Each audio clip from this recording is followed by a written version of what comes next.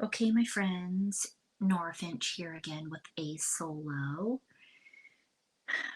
always with my attempts to make it brief.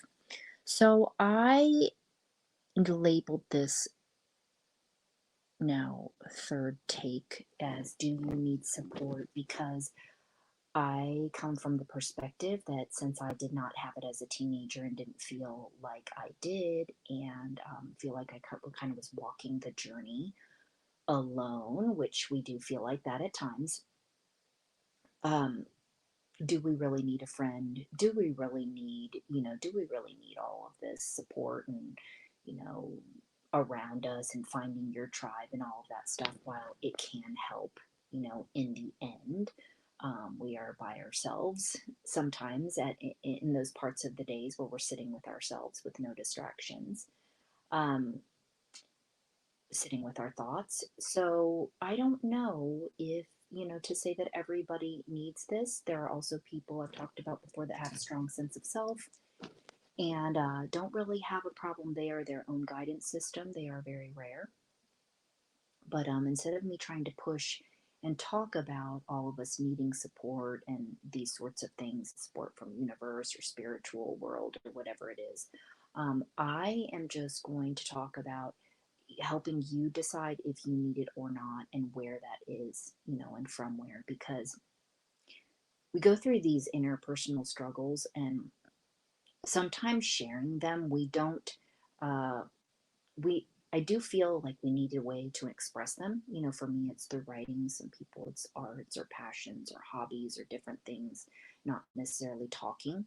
I think sometimes talking to, if you're actually not helped or coached as a way to find or figure out solutions and a way out, it's not always a good thing, especially if you are emitting a negative sort of energy surrounding what you're talking about. But the point is, our inner struggles and things that we might not even want to share at all with significant, it doesn't even matter. Maybe it's embarrassing. Maybe we feel like they don't need to know. Maybe we don't, all these things we don't think they'll understand, even though they might.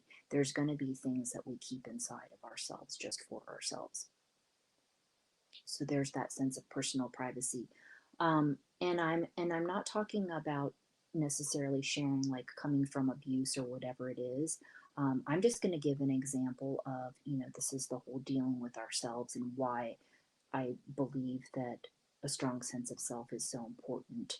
Um, and that's for another show. But I'm just going to give the example of just of people I've talked to over the years, with their friends of friends or clients or whoever it is, admitting these sorts of things. Like, for example, realizing, that maybe you are being used by your significant other, for example, to have a child. We don't hear this too much, but with women doing this, but I'm going to give this the example of this.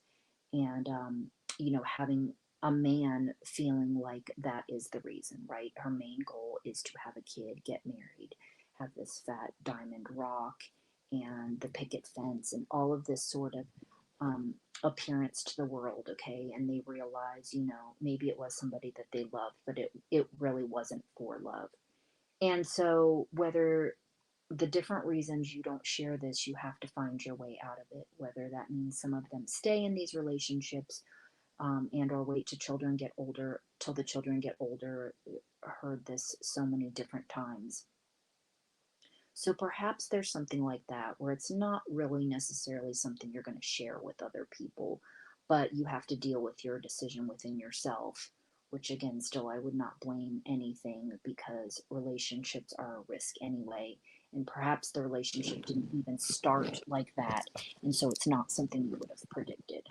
Right? Okay. So I'm going to give that example. There's other sorts of things, just being hard on yourself and always trying to do your best and maybe, not feeling appreciated or whatever, these sorts of things, but you don't want to mention it because you don't want people, to feel bad or whatever the reason is. You just don't want to.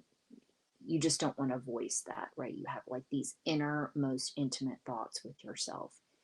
And I feel like a lot of it comes back to questioning just just ourselves, dealing with the insecurities, dealing with all of these different things that are going to affect our happiness, and working within the world and learning to manage negative thinking. And so, support, it could be for some people praying or whatever it is. But I just wanted to kind of give some examples of what I mean about innermost thoughts, or yeah, I would say innermost thoughts, personal struggle, and different things that you can't necessarily, sometimes you can't even put them into words. You're walking the journey, you encounter these different situations, and you got to find a way to figure it out on your own. It could be decision making, going back to my first responders that I'm specializing in. Decision making, you're out there by yourself and you have to decide on the spot what you're going to do about something, and then you might have to end up explaining to somebody else why you did the thing that you did. That's a whole nother thing that I was going to say. How are you going to be able to deal with yourself if somebody has says that you have made a poor decision? um, and then, being offended, all of these challenges that I feel like going through life in your first, I don't know, 30, 40 years of living, that some of us learn, some of us only become conscious of later in life, walking the journey, the lessons that we've learned. But in dealing with ourselves, um, would it have been nice to have some support? And what kind of support would help you? Um, because therapists, that sort of situation, there's so many different kinds and different things available now. Maybe, yes, they provide some support for you, but it's different than like what a coach would do, like from my end. And definitely non-judgmental, and more, friendship based as well, because I can talk to you about things like this. And so today, in bringing this up, is that there's so many different challenges, and I hope that all of you have your ways and means, outside of resorting to other addictions, which could be food, not just drugs and alcohol and gambling and these standard sorts of things. Is that, and then again, I don't know to say ruining your lives, but it starts affecting your lives on a negative basis, and your moods, and your relationships, definitely. So that's why I would say that having some support system that's going to kind of help keep you in a fairly positive state most of the time on a daily basis is really helpful. And if it's not a friend, if there's not anybody around you, and there's nothing online, and that you have found so far, just to let you know that I do work with people on these issues, which is why I've created these different packages that I'm going to be working on. So basically, in saying this and talking about a support system, I can tell you all the benefits of having a coach and making sure, or helping you pick the right one for you. And I know it's a little bit more difficult to see on the other side of how this can benefit from you for you if you're at the stage of kind of just exploring.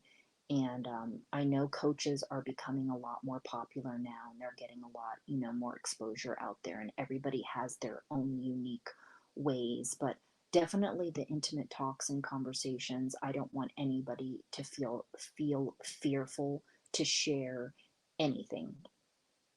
And so I feel like I can work with you through most challenges, unless it's probably something that I cannot speak from, which is the first responder perspective, and seeing deaths and things like that, and other types of trauma.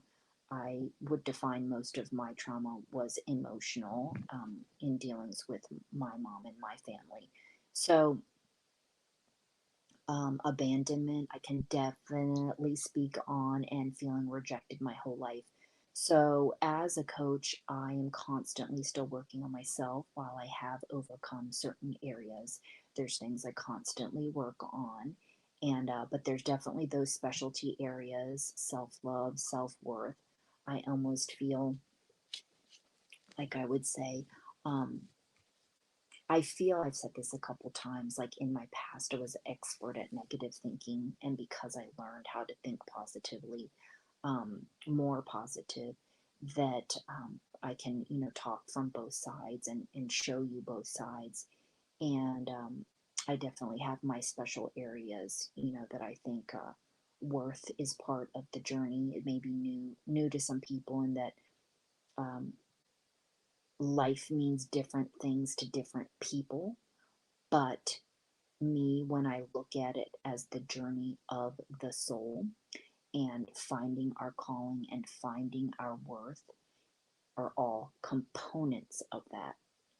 And I feel like life throws things at us, and it's up to us to decide if we want to do something or not. Will we let it break us? And so having a coach can help us along the way navigate life. Okay, I know that part might be cliche, but helping create a map for us, staying positive, managing the negative thinking, those are all the things that are going to help us survive and thrive in life.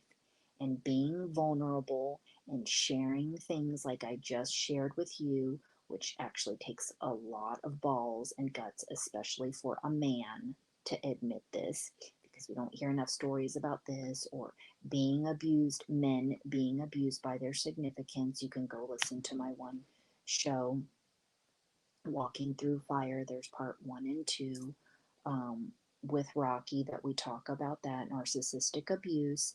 And so that isn't totally in the mainstream of that sort of stuff happening.